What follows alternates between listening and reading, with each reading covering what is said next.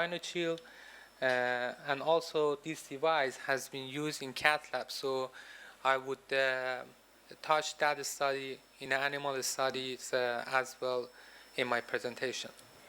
Thế thì buổi sáng hôm nay chúng ta đã biết qua về cái máy rhinochill này là một cái phương tiện mà có thể giảm nhiệt độ não rất là nhanh, ứng dụng trong bệnh nhân ngừng tuần hoàn. Thì chiều nay thì chúng tôi sẽ báo cáo về cái sử dụng cái máy rhinochill này trong cái lấy huyết khối và cái sử dụng ở trong phòng cath lab và các cái nghiên cứu của chúng tôi trên động vật.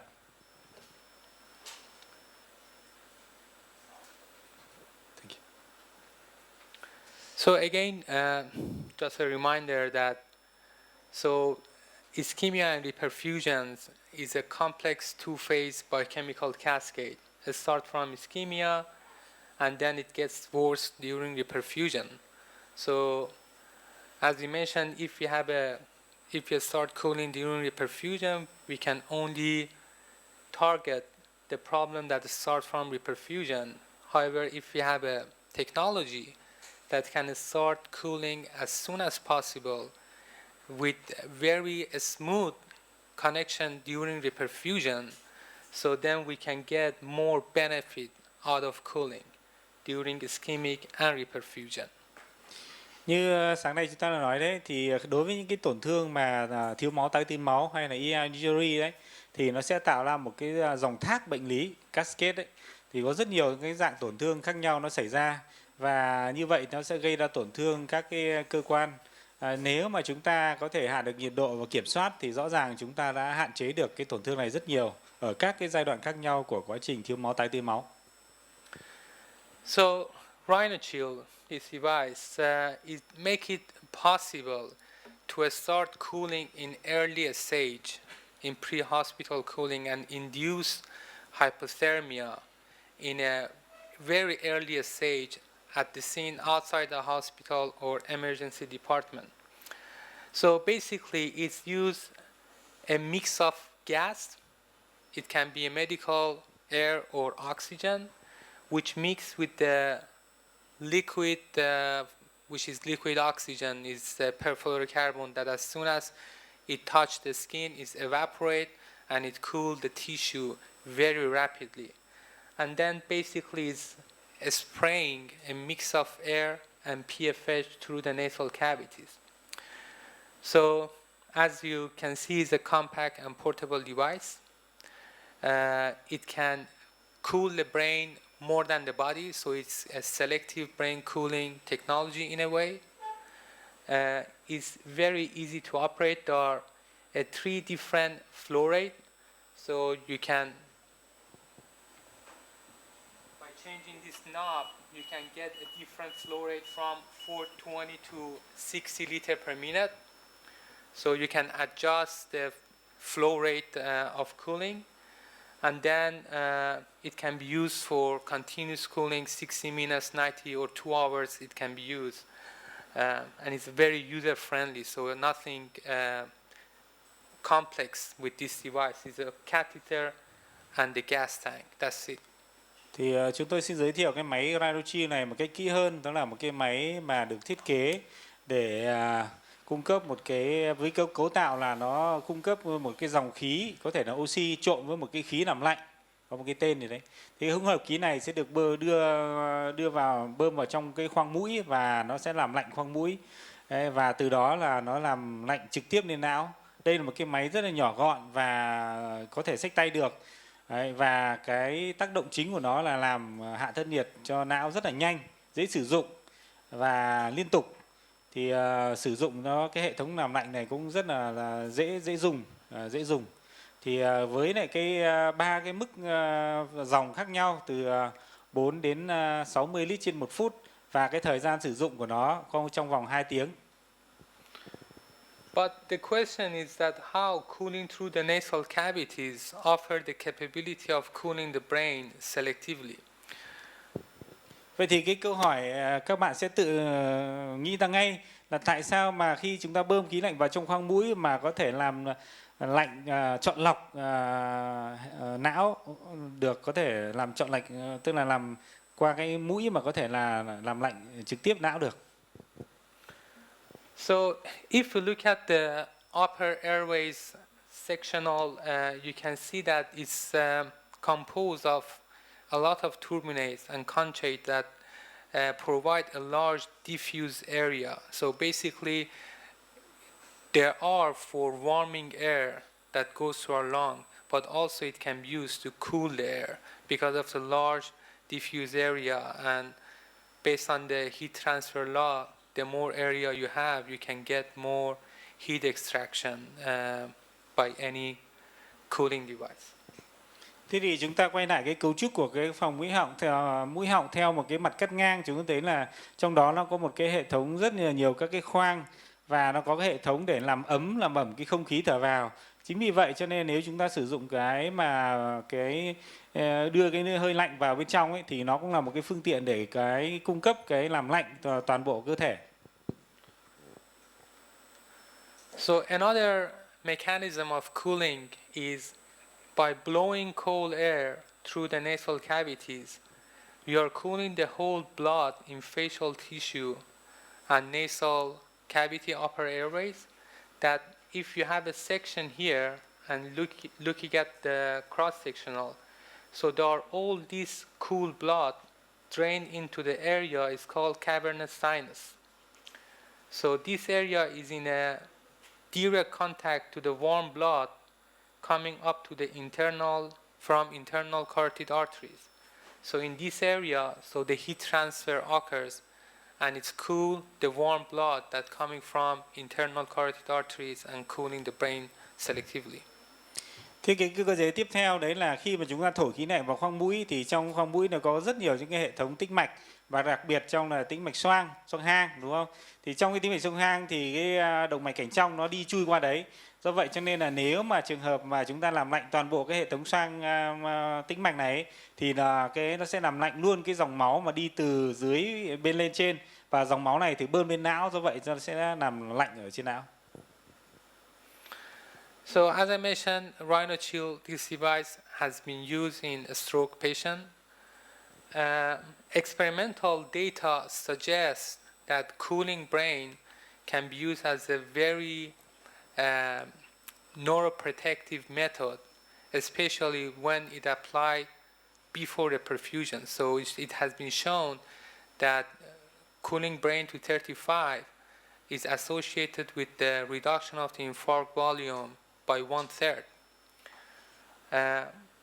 So there are lots of animal data and preclinical study, and even there are some clinical study shows that reducing brain temperature to 35 before a perfusion is the most effective neuroprotection mechanism to the brain.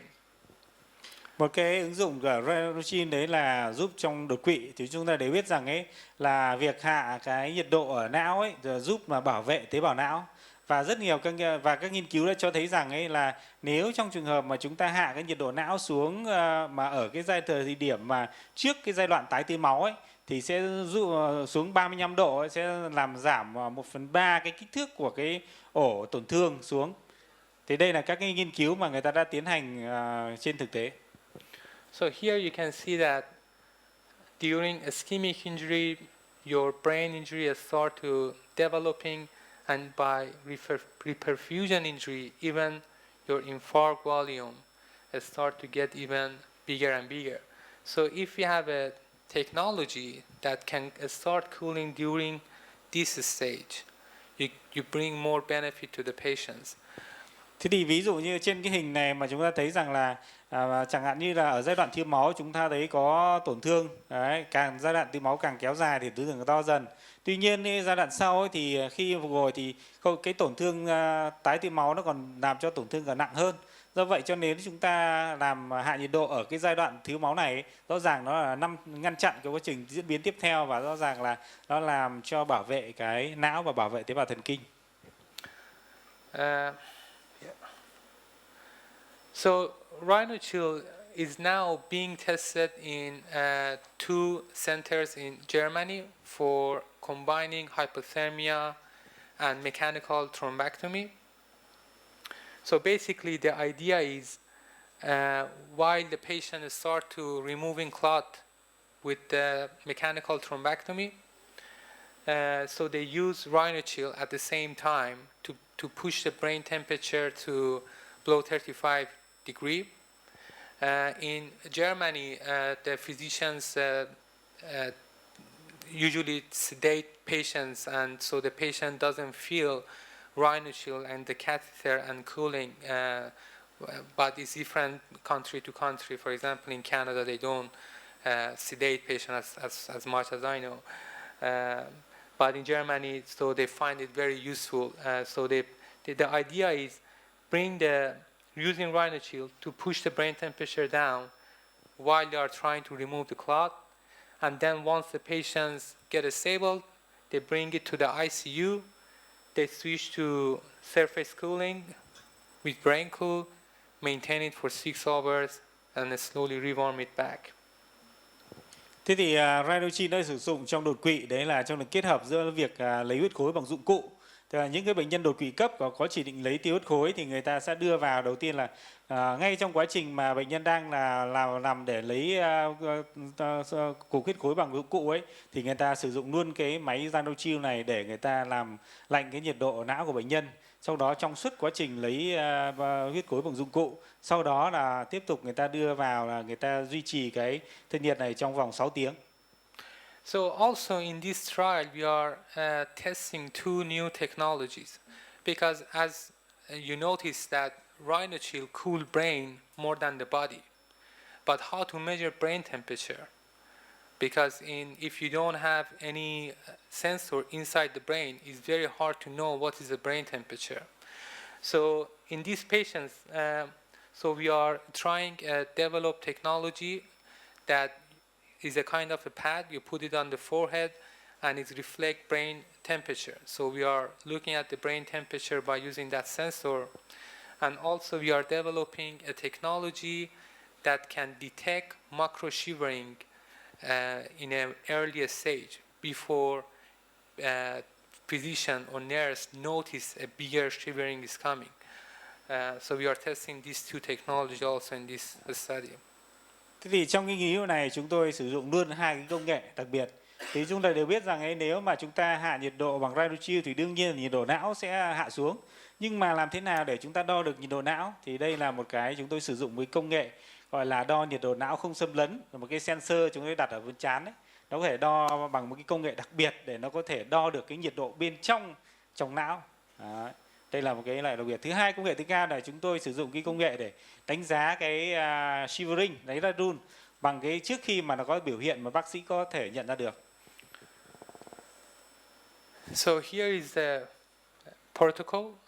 So once the patient is transferred to the angio suite for thrombectomy, so we use rhinochill to immediately to bring the temperature to 35.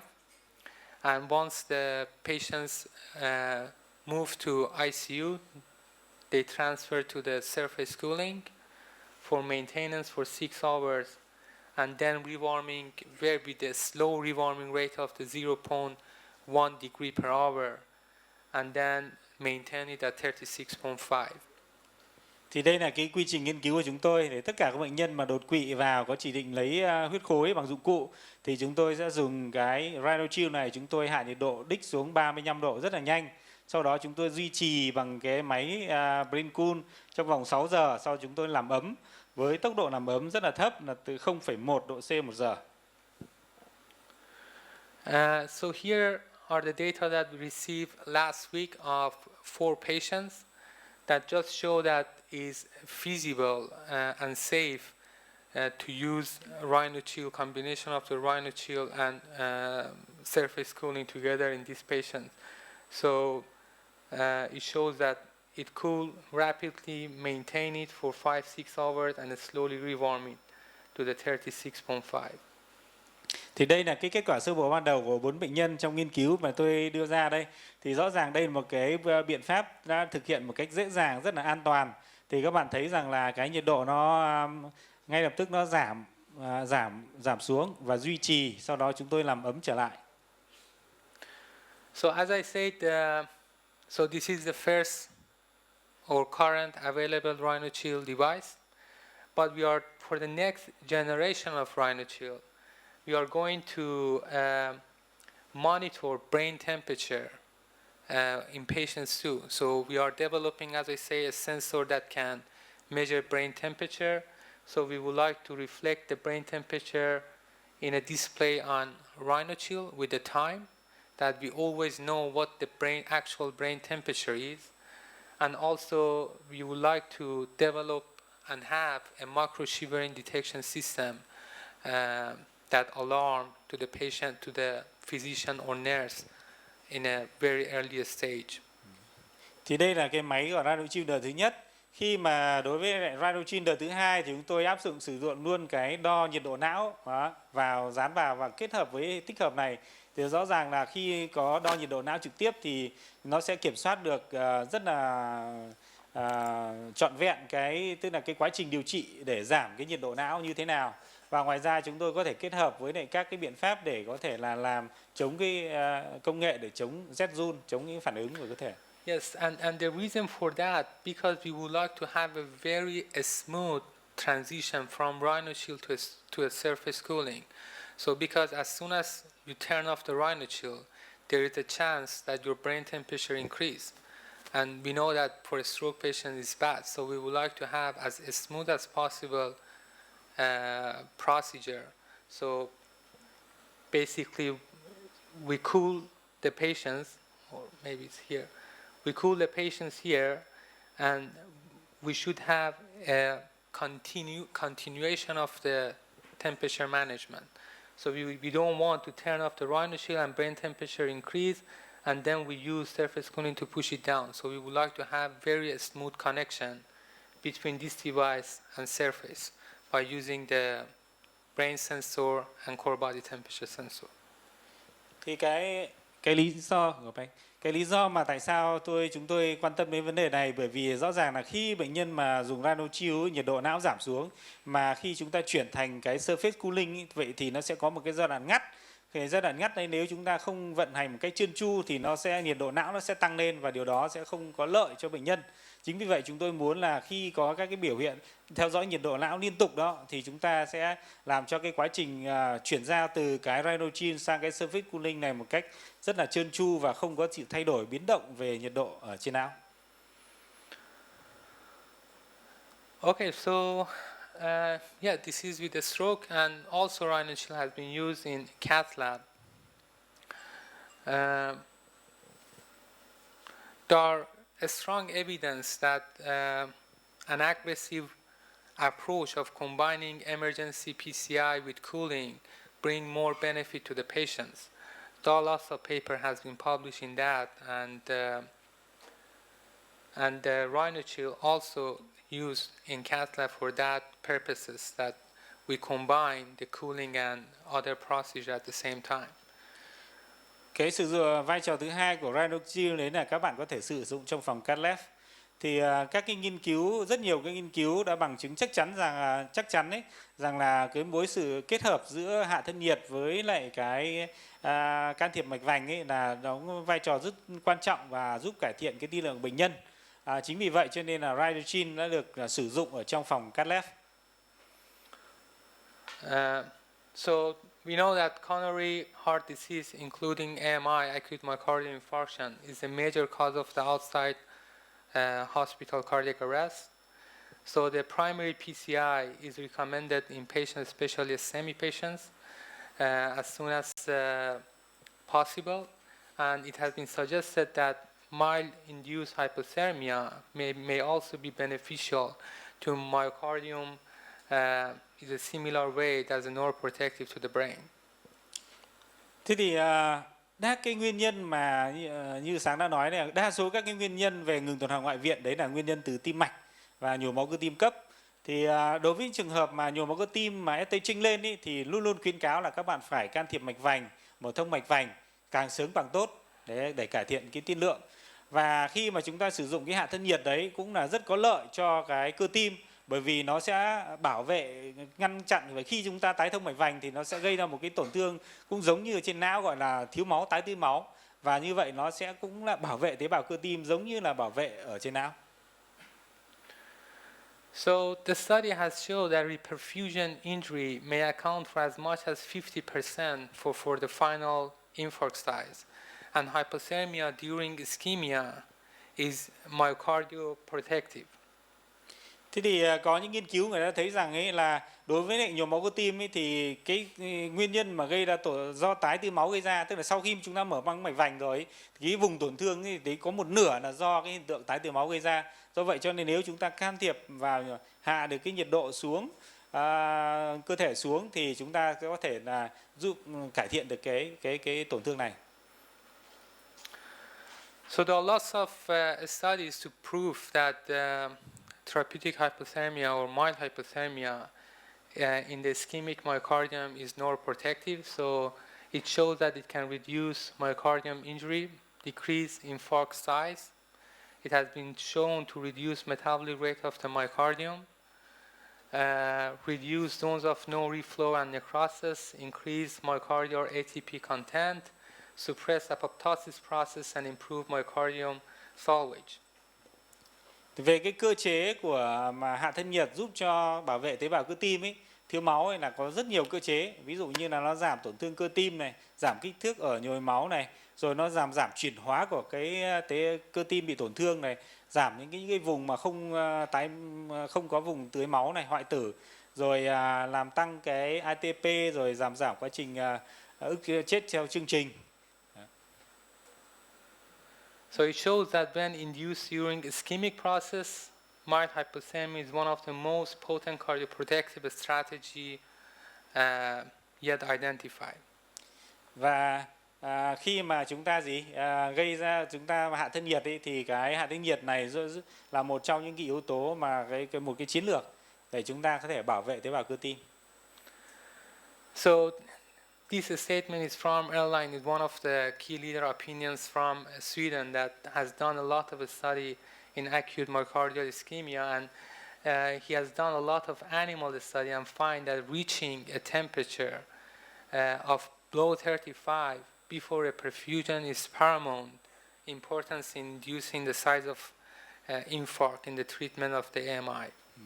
Thế thì ở Thụy Điển người ta cũng đang rất là nghiên cứu, và cả trên động vật ấy, người ta thấy rằng là nếu mà chúng ta đạt được cái nhiệt độ mà dưới 35 độ ấy, mà trước khi cái quá trình tái tia máu xảy ra ấy, thì nó là một yếu tố rất là quan trọng để làm giảm cái kích thước ổ nhồi máu ở những bệnh nhân nhồi máu cơ tim mà ST chênh lên.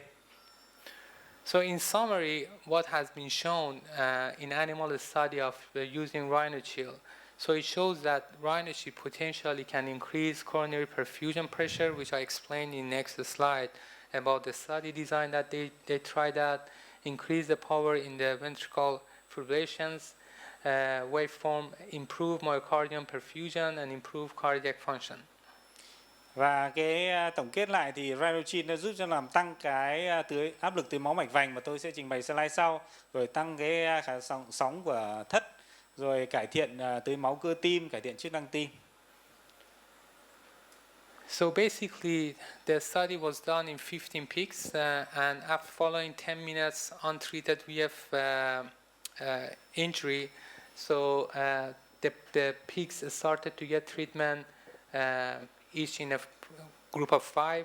So control and 5 pigs treated by rhinochill, 5 with the surface and intravascular. And out of these 15, you can see that rhinochill shown that the most increased coronary perfusion pressure. Thì đây là cái nghiên cứu mà làm trên động vật, trên 15 cái con lợn, người ta đo, xong đó người ta hạ thân nhiệt dùng rhinochill và người ta đo cái áp lực tưới máu mạch vành, thì thấy rằng là sau 10 phút và sau 60 phút thì trông thấy rằng là những cái con vật thí nghiệm mà sử dụng rhinochill ấy, thì cái áp lực tưới máu mạch vành hơi xanh đây cao hơn hẳn so với các cái nhóm mà sử dụng nhóm trứng hoặc là dùng nước muối. So also they seen the same trend in myocardial perfusion that actually assessed by some color macrosphere after euthanizing the pigs. Thì dưới cái vi thể vi tuần hoàn thì cái nhóm mà bệnh nhân những cái con vật thí nghiệm sử dụng rhinochill này nó cũng làm tăng cái tưới máu của cơ tim lên. So what the principal investigators find out after using RhinoShield? So they claim that it's a non-invasive device, so it can do the treatment and provide the treatment without any invasive way. It's non-intrusive, so it leaves the operative area free of additional equipment. It requires a minimal training.